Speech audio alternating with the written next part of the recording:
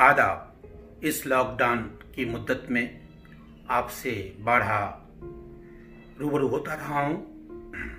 आज फिर एक नई नज़्म लेकर आपकी खिदमत में हाजिर हूँ। आप सबों का शुक्रिया कि आप मेरी नज़मों को पसंद फरमा रहे हैं और मेरी हौसला अफजाई कर रहे हैं। इस नई नज़्म का उन्वान यानी शीर्षक है पाल घर के शहीद संत बाबा की चिट्ठी।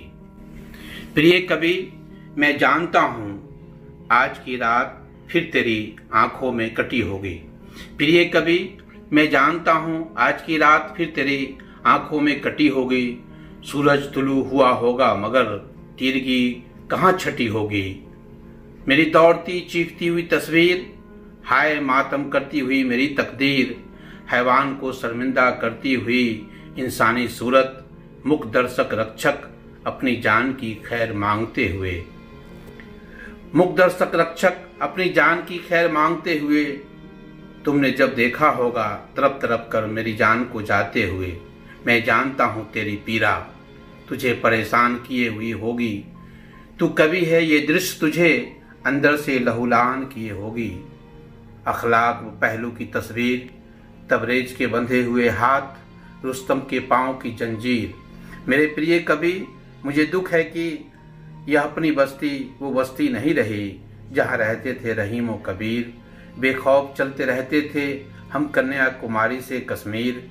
मगर मेरे प्रिय कवि, मेरी तुझसे ये विनती है। मगर मेरे प्रिय कवि, मेरी तुझसे ये विनती है। मेरा ये अंतिम काम कर देना, मेरा ये अंतिम काम कर देना। मेरा ये पत्र आम कर देना।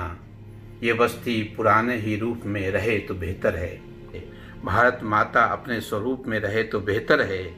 कि गुम थी जब तक हमारी अलग अलग पहचान, कि गुम थी जब तक हमारी अलग अलग पहचान। यहाँ रहते थे बस इंसान ही इंसान। कि गुम थी जब तक हमारी अलग अलग पहचान।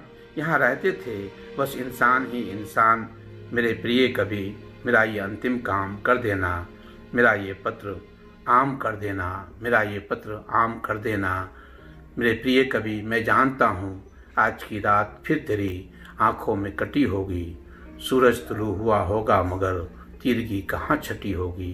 तीरगी कहाँ छटी होगी।